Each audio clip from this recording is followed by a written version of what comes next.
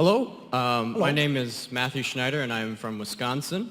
And I have never heard a direct answer to this question, and it might seem a little misdirected because you not have been talking a lot about the Second Amendment. However, you talk a lot about morality, and that's something I respect. Therefore, I think you'd be eligible to answer this question. And the question is? Thank you. Part of the conservative movement is that we obviously love our Constitution and therefore our right to bear arms and a militia and such. Right. And also, the question is? Well, I've got to lay the foundation, all right? And we also respect the police and the military to a great degree. We also talk about if there's ever a tyrant government, we will rise against it using our arms. So my question is when is it morally right, or how can we dictate that the government is tyrannical to rise against it? And what draws that line? I'm not sure there is a clear line. I mean, I think it's I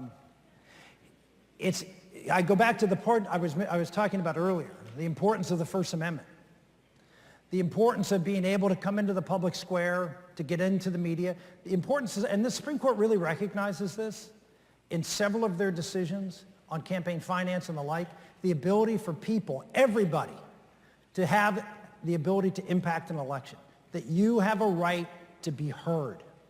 And I think from my point of view, as long as people have the right to be heard and can effectively communicate that and fight for that and be in a fair fight under rules that we can all sort of agree with, then I think the idea of, because the country isn't doing what we want, well, we're going to raise up arms against it? No, I mean, that doesn't work.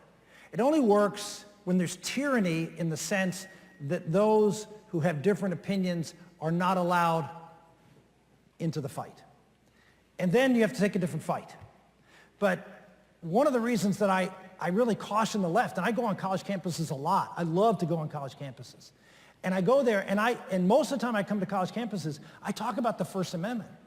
And I talk about it that if you want to, have your safe spaces and bar people from coming to campus and start that as that's your thing going forward, and you're the future leaders of the country, and folks who go to college are the future leaders of the country, like it or not. The reality is, if that's your future of America, then you're in for tyranny. Then you're in for trouble. Then you're in for some of the things you might be talking about. You don't want that. If your arguments are that good, let them stand the trial. And so I don't think we're going to get there. I don't feel we're even close to that point. I don't like what's going on in this country in a lot of places. I think, you're here because of that. I mean, Trump won because of that. I think there is a lot of concern about the elitism and all these institutions being on the left, and there's a sense, we're not being heard. But I don't think that's right. I think you are being heard. I'll give an example. I mean, obviously, hopefully some of your parents were kind enough to help pay your way to come here. Some of them are going to probably help you go to college. Ask your parents who went to a liberal public university or a liberal private university, any university. Ask them how many of them give money to that school. Now, if they're conservative, I assume they're conservative. Let's make the assumption. Your parents are conservative. They care about the traditional values and the values that are reflected in this room. How many of them give money to those schools? And if the answer is, well, we do, I'm an alum and I support. Why? Why are you giving money to organizations that undermine the very thing that you think is important for America? Don't. Stop funding folks who undermine our country. Stop buying products from people who undermine our country. I mean, if we're...